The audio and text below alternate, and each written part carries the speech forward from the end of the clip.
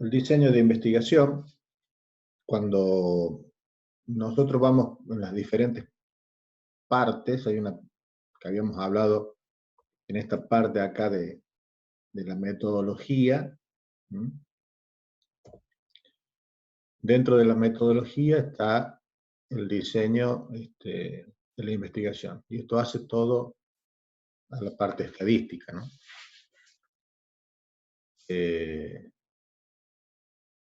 O sea, hay una parte estadística y una parte metodológica.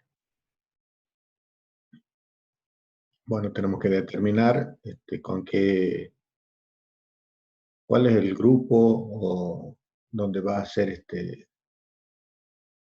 tomado o realizado el estudio. O sea, se determina la población y la muestra. ¿Mm? En general, por ejemplo, nosotros si tenemos que hacer un trabajo acá en la zona de los llanos riojanos, todos los llanos riojanos, a excepción de la parte serrana, esta sierra de los llanos que están acá en el medio, todos los llanos de La Rioja están comprendidos, están dentro de una gran región que se llama Chaco Árido. Por ejemplo, yo podría decir que voy a trabajar en el Chaco Árido, como una gran población, y específicamente en un campo ubicado en Chamical, por ejemplo. Esta sería la muestra. O podría tomar varias muestras, ¿no? En Chamical, en Chañar, en Milagro, qué sé yo, Chepe. Ahí en materiales y métodos también voy a declarar o voy a enumerar eh, el alcance que va a tener esto, los instrumentos que voy a utilizar y la estrategia que voy a seguir. O sea, bueno, voy a ir tantos días o voy a ir 4 veces al año cuando empiece, o lo puedo poner si estoy trabajando por ejemplo, con el buffer, el GRASS, puedo ir, bueno, voy a ir en la época de floración, voy a ir en la época de macollo, voy a ir en la época de dormición. O sea, puedo poner distintas formas, tal vez biológicas, que respondan a un patrón biológico, o puedo decir, bueno, voy a ir 2 veces al año, voy a ir en la época de lluvia y en la época de seco, o sea, en invierno y en verano. Bueno, puedo determinar muchas estrategias, y estoy hablando del buffer, como puedo incluir cualquier otra, cualquier otra especie o lo que quieran estudiar. Y después, obviamente,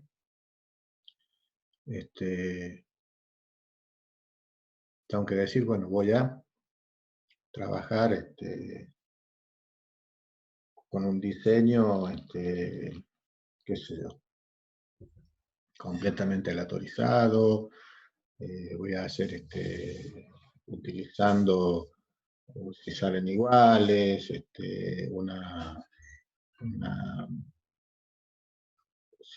para determinar cuál es la mejor media, por ejemplo, voy a utilizar el test de Tukey o el Fisher, o voy a hacer alguna prueba T para muestras independientes, etc. Uno tiene que decir materiales y métodos qué es lo que va a realizar. Tengo que mencionar cómo voy a recolectar los datos, ¿no? Porque puede ser que yo haga un corte de producción, como habíamos dicho anteriormente, o podría hacer una encuesta, puedes responder un cuestionario, o puedo hacer una simple observación. En vez de medirlo, lo observo.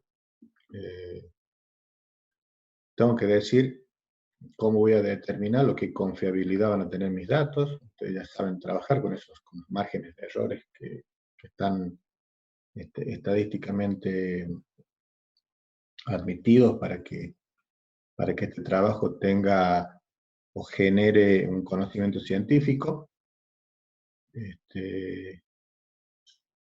Y luego que voy una vez que reúno todos esos elementos, lo puedo empezar a plasmar. O sea, hagamos cuenta que lo he tenido todo por partes y lo voy a plasmar en la confección de un proyecto. En ese proyecto, yo lo que primero hago es una introducción al tema. Acá pongo el título, porque generalmente el título es lo primero que uno ve, pero no necesariamente es lo primero que uno piensa el título. El título, la verdad que uno lo va pensando y lo va cambiando muchas veces. Lo va mejorando, sé que el título, a pesar de que acá está como primero, y en cualquier trabajo figuraría como primero, obviamente, no necesariamente es lo primero que uno piensa. Y la introducción, esa introducción, en donde nosotros decimos cómo está el problema que nosotros queremos estudiar y cómo impacta o cómo está inserto en el quehacer nuestro. Se plantea el problema. Y luego de esto el marco teórico. Este marco teórico justamente empieza con toda esta revisión de antecedentes y después con el marco teórico propiamente dicho, que es lo que, o bajo qué conceptos y teoría nos vamos a circunscribir. Luego los materiales y métodos, que es como les dije anteriormente. Y en los presupuestos, en los proyectos se pide un presupuesto, justamente para ver la viabilidad del mismo, y también un cronograma, porque eso hace a la estrategia, ¿no es cierto? De decir, bueno, a ver, yo lo empiezo ahora, lo empiezo en mayo, en junio voy a hacer tal cosa, en julio otra, y así sucesivamente, y digo, bueno, me va a durar, hasta que yo termine todo, puede durar 6 meses, puede durar 8 meses, puede durar un año. Por esto lo que les pido es que tengan mucho cuidado cuando eligen las variables que van a estudiar, que no se corresponden, o sea, si se corresponden a variables biológicas, tengan en cuenta que las variables biológicas no responden al calendario, a nuestro calendario, ¿no? Muchas veces si yo tengo o estoy viendo las pariciones, por ejemplo, en bovinos o en caprinos, no es que comiencen en enero y terminen en diciembre, sino que por ahí comienzan en septiembre y terminan en mayo o en febrero o en marzo. O sea, no responden a un calendario greco-romano, sino que a estadios biológicos, fenológicos, etc.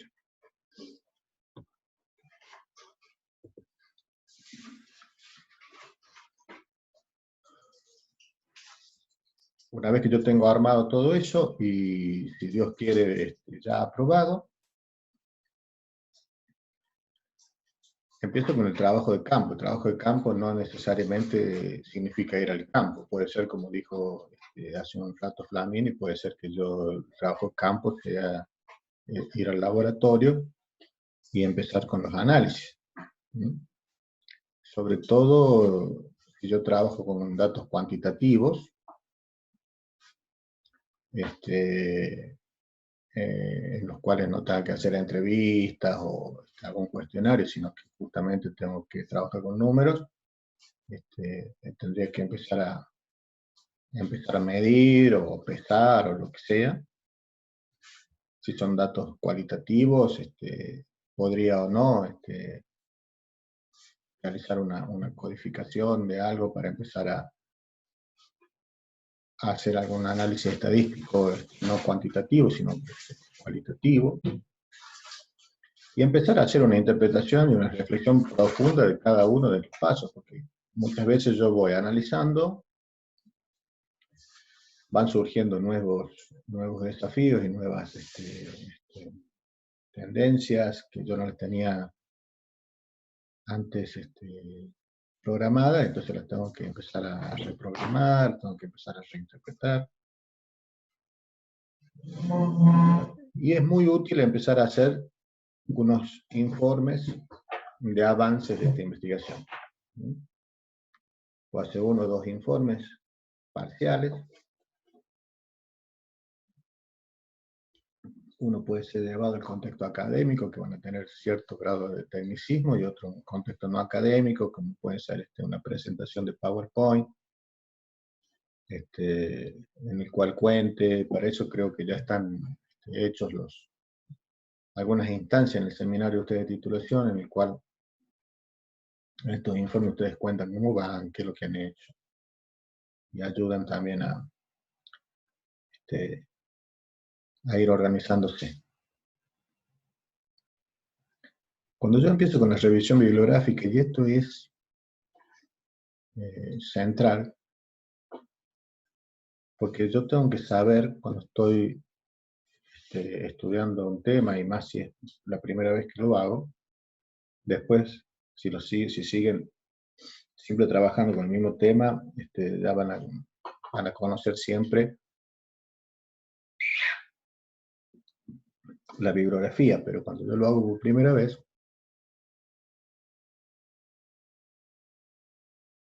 lo importante es no repetir investigaciones que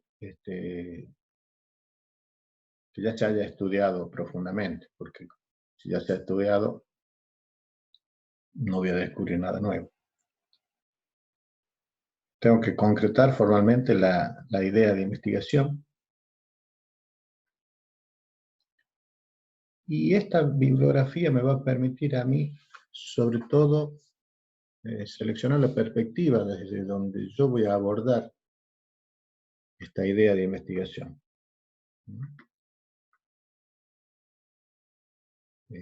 Muchas veces uno empieza con una idea,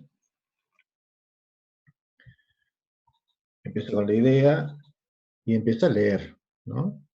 Generalmente ya vamos a ver un par de búsquedas bibliográficas, pero uno empieza con la idea, que por ahí no la tiene tan acabada, ni tan redondeada, y empieza a ver bibliografía, y ahí empiezan a surgir un montón de nuevas ideas. Entonces,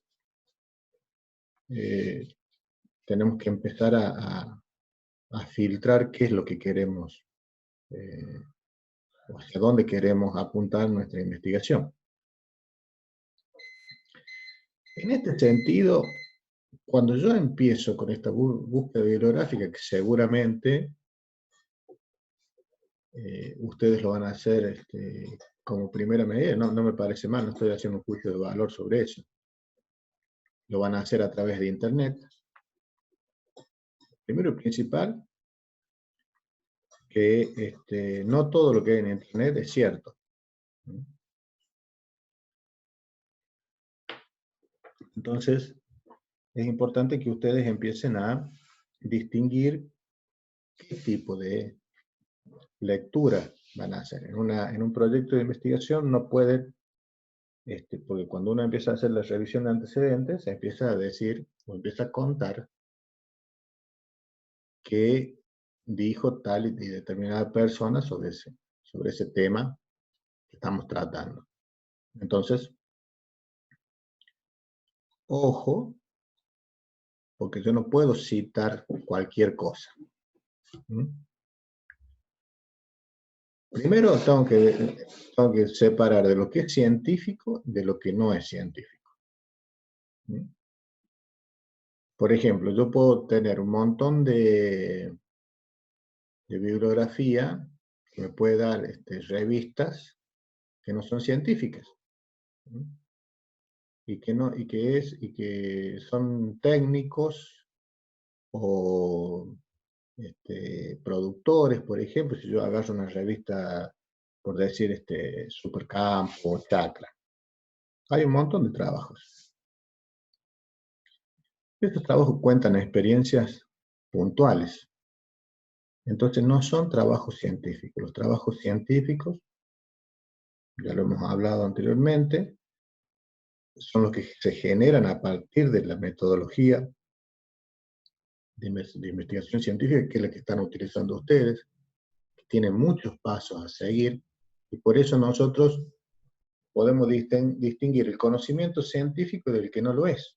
Por eso nosotros hacemos, o le damos más importancia cuando decimos, no, eso está probado científicamente, porque cuando decimos, no, está probado científicamente, estamos diciendo de que tiene otro valor. ¿Mm? Tiene otro valor, y uno lo reconoce. Dice, no, esto tiene un valor científico, quiere decir que es cierto lo que dice. Bueno, es cierto lo que dice justamente porque tiene una metodología que es esta, en la cual nosotros tenemos que seguir ciertos pasos desde el reconocimiento del problema, la introducción, la búsqueda bibliográfica, el marco teórico, los materiales y métodos, cuáles son las técnicas que voy a hacer para la resolución del problema, cuáles son los instrumentos. Sobre todo, los resultados que yo obtenga tienen que poder ser replicados por cualquier otra persona, y si son replicados por cualquier otra persona en los mismos términos que yo lo hice, tienen que llegar al mismo resultado. O sea, la bibliografía no puede ser cualquiera.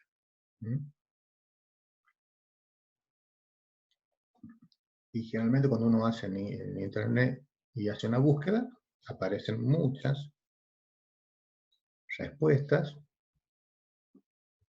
y obviamente uno tiene que empezar a filtrar, decir, bueno, no, me voy al Rincón del Vago o me voy al CONICET.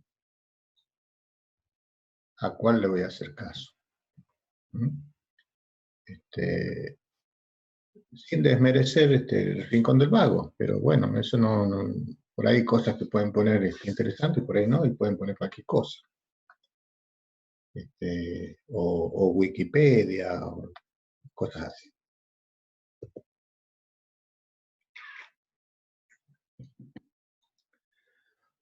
Ya en la elaboración del proyecto de investigación, acuérdense que ya que todo esto que estamos haciendo por partes, lo plasmamos en un documento escrito. Entonces empezamos ya a tener precisiones sobre lo que queremos investigar, y empezamos a estructurar la idea de investigación. Cuando yo le digo esto de decir, bueno, ya voy a empezar a poner los títulos, ya van a ver, voy a mostrar que yo me pongo la introducción, los antecedentes, el marco teórico, los materiales de método, el objetivo. Esta redacción, este escrito, tiene que estar realizado de forma clara, precisa y accesible. No le busquemos la vuelta para determinados conceptos, que por ahí pueden quedar, después cuando los escribo, pueden quedar ambiguos. Tiene que ser claro, porque muchas veces el que lo lee no tiene la oportunidad de después de entrevistarnos a nosotros. Y por supuesto, este proyecto, luego del título, indudablemente tenemos que empezar con la introducción. ¿Qué es esto? La introducción. Una breve reseña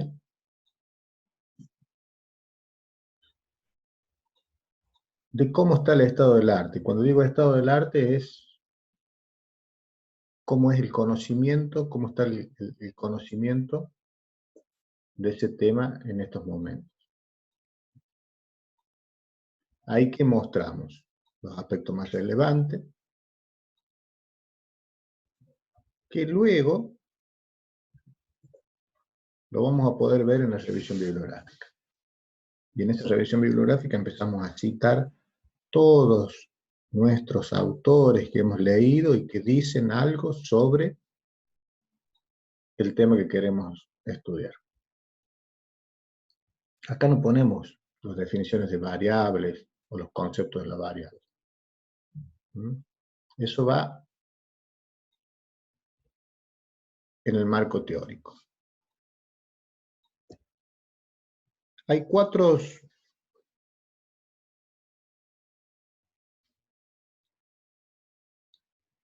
preguntas o cuatro estados donde yo voy a plantear el problema de investigación. ¿Cómo lo planteo? A partir de estos cuatro ítems. Los objetivos,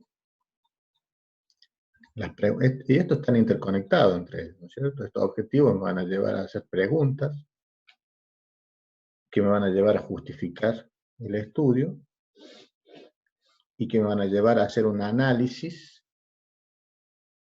de su viabilidad y consecuencias para poder responder a los objetivos.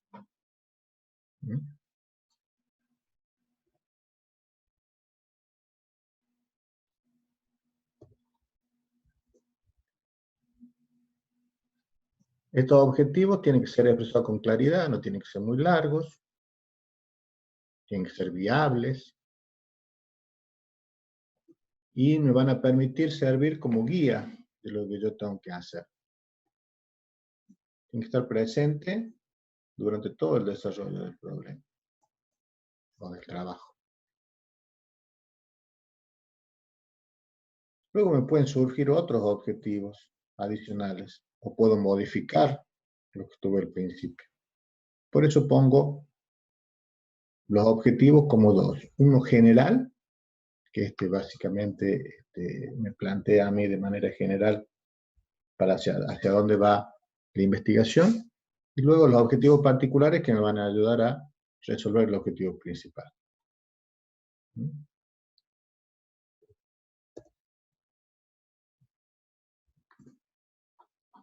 Entonces, cuando yo escribo los objetivos,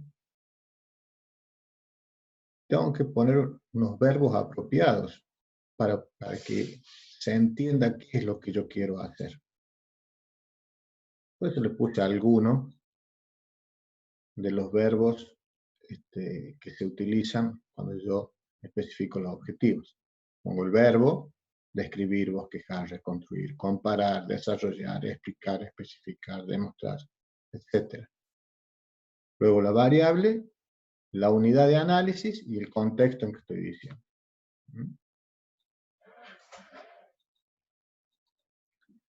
Por ejemplo, qué sé yo, describir la cantidad de materia seca por hectárea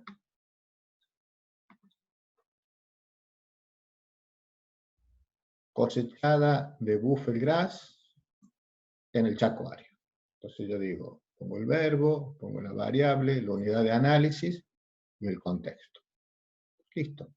Eso es un objetivo. Por ejemplo, otro acá que tenemos, por ejemplo, acá dice sobre el uso de los niños que hacen de la televisión. Un objetivo general podría ser describir el uso de los niños entre 5 y 10 años de la ciudad de Chamical hacen de la televisión. ¿Qué uso hacen de la televisión? Entonces, ahí el verbo es describir, la variable es el uso, ¿no es cierto? La unidad de análisis son los niños, y el contexto, Chamical. Como objetivo específico, por ejemplo, vemos el tiempo que usa, cuáles son los programas, qué tipo de control ejercen los padres. Todos estos, con más detalle, me van a ayudar a construir el objetivo general.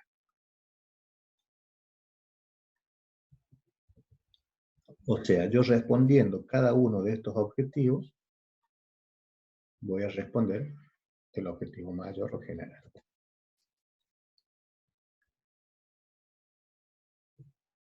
Es conveniente formular una o varias preguntas sobre el problema que se estudiará.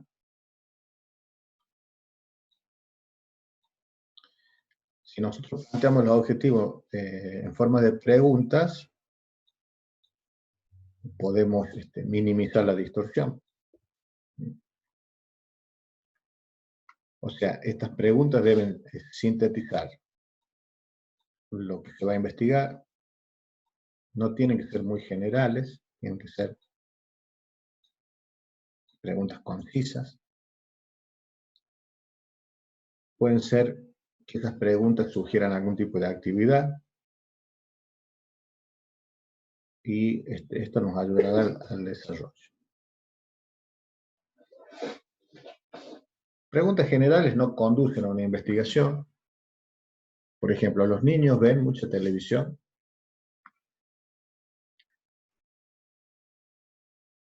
Es necesario precisar bien cuál es la población, el contexto, qué es lo que quiero hacer. Establecer límites, etc. Por ejemplo, volviendo al tema de los niños, se podría refinar la pregunta. ¿Cuántas horas diarias frente al televisor en promedio pasan los niños de 5 a 10 años en la ciudad de Chamical hoy, actualmente? Entonces, ¿qué queda claro acá? Vamos a estudiar cuántas horas, pero en promedio. Sabemos bien que son entre 5 y 10, no son niños de otras edades. ¿En qué lugar? Chamical. Y hay una ubicación temporal en la actualidad. O sea, está bien preciso. Revisemos la coherencia entre los objetivos y las preguntas. Al contestar las preguntas, se deberán cumplir los objetivos. Si no, tendríamos que reformularlo.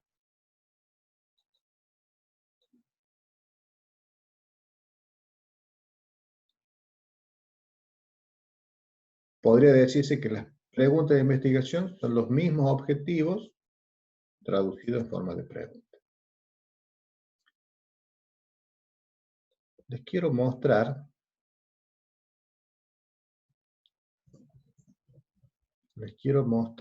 esto de la búsqueda bibliográfica. ¿Qué están viendo ahora en estos momentos?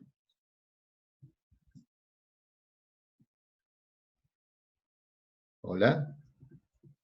Como las características de la conexión, profe, no se ve la pantalla. No se ve la pantalla. Bien. Sí, no se ve la pantalla, profe. Ahí la ven. Ahora sí. Bueno. Sí. Fíjense. Yo voy a poner acá, tengo un navegador, tengo dos ventanas. En una ventana voy a poner el Google común y en otra ventana voy a poner el Google académico.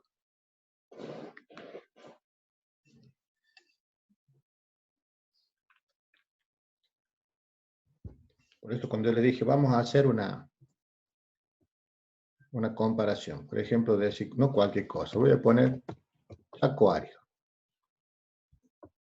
En el Google común me dice Wikipedia, hay algunas cosas interesantes, biodiversidad, recorriendo el acuario, hay que ver bien de qué organizaciones estamos hablando. Ahora fíjense, si yo hago la misma búsqueda en otro, estoy hablando de Google nada más. Hago Chacuario, también acá. Este Google académico me permite hacer filtro temporal, ordenarlos, el idioma, y observen cómo lo que me da como resultado son todas citas científicas. ¿Mm? De libros, de papers. ¿Mm? ¿Observan lo que están viendo? Lo que les quiero mostrar. Sí, profe. Bien.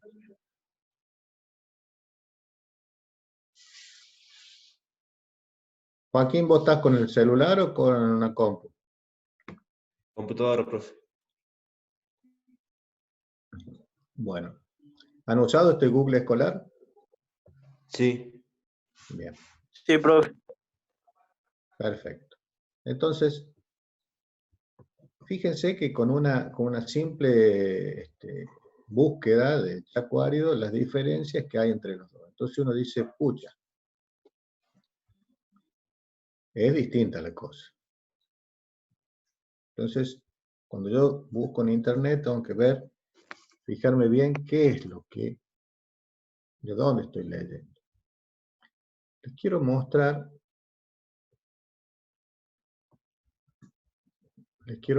ahora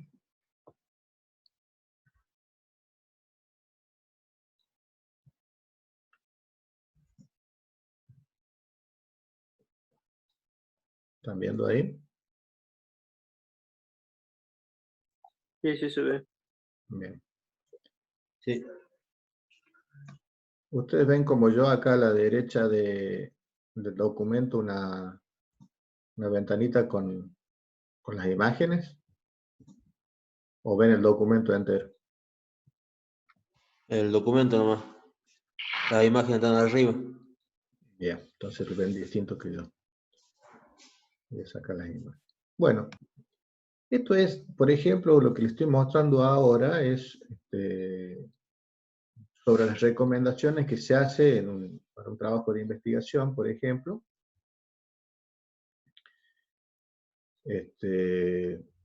Para hacer el proyecto.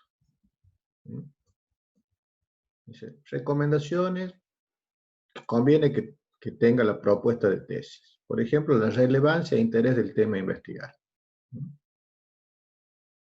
Hay que explicitar sintéticamente qué es lo que se desea averiguar, qué se quiere obtener, consignar claramente los motivos. ¿Lo ven? Esta guía, ustedes van a tener una guía muy parecida a esta, cuando tengan que hacer.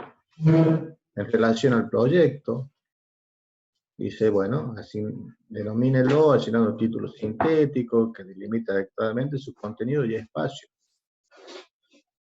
Y que diga el problema en estudio, la investigación,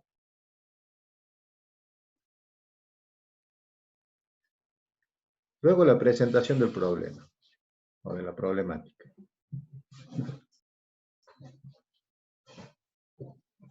Entonces, tiene distintos ítems, uno los puede ir. Y esta que está acá, por ejemplo, uno lo va contestando punto por punto, después vas aclarado y te queda bien preciso qué es lo que quieres hacer, cómo lo vas a hacer, dónde lo vas a hacer. Cuando vamos al estado actual del conocimiento, es cuando nosotros empezamos a introducir toda esta búsqueda bibliográfica, que es lo que se ha escrito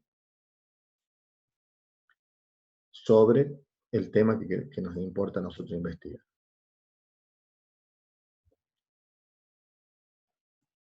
Generalmente es bueno no tener, cuando uno empieza a escribir, no tener publicaciones o citas mayores a 10 años de antigüedad.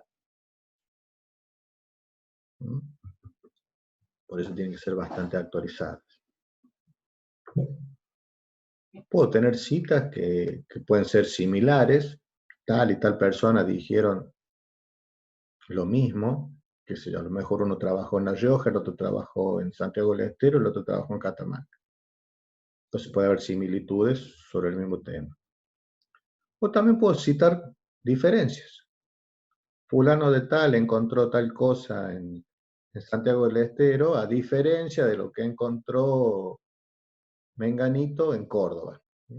Y eso me va a dar a mí idea de lo que está pasando. Luego pongo los objetivos.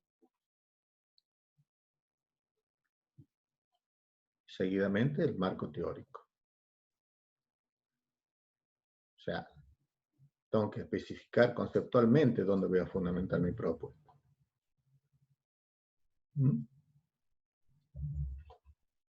Y luego trabajo con la hipótesis que voy a plantear, que esto ya lo vamos a ver más adelante, en donde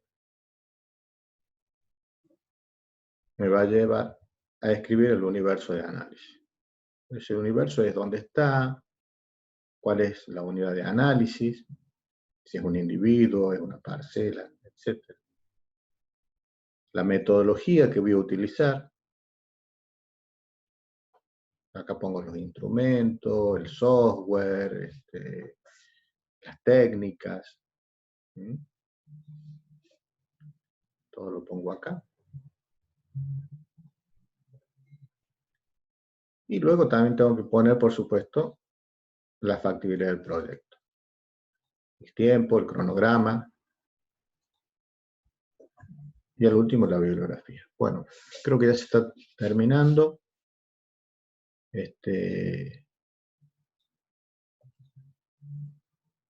Nos vemos la